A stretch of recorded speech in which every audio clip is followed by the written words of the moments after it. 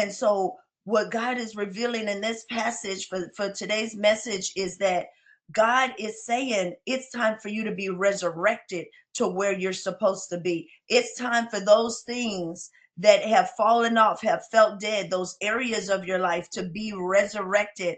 And it doesn't matter what happened. It doesn't even matter that you felt wrongly accused or imprisoned. Some of you, you've been feeling like you've been in a prison in your emotions. You've been feeling like you've been in a prison because this situation and that situation, you haven't seen yourself break free from it. But God is saying, I'm restoring you to the place that you should be in, and it's going to be better. But I'm also resurrecting dead areas of your life. And so what happened, what wine symbolizes, one of the symbolisms or one of the symbols of wine, from a biblical standpoint, is resurrection. And so what we see here is that the butler, he was getting ready to die, the same as the baker actually was killed. Okay, the baker did die, but that butler, he was thinking he was going to partake in death. Okay,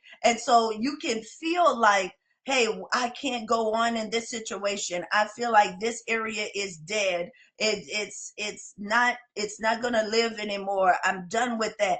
But God wants to resurrect some things. God wants to resurrect some things. He's doing something brand new.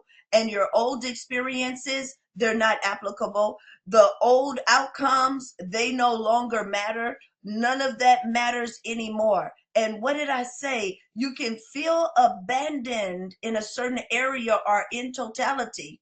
You can feel abandoned, but sons don't get abandoned. Sons do not get abandoned.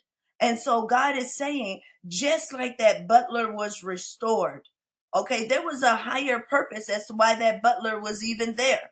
Thank God that Joseph was able to give the interpretation so that it could be seen that Joseph really could hear God, okay, and that Joseph knew interpretation.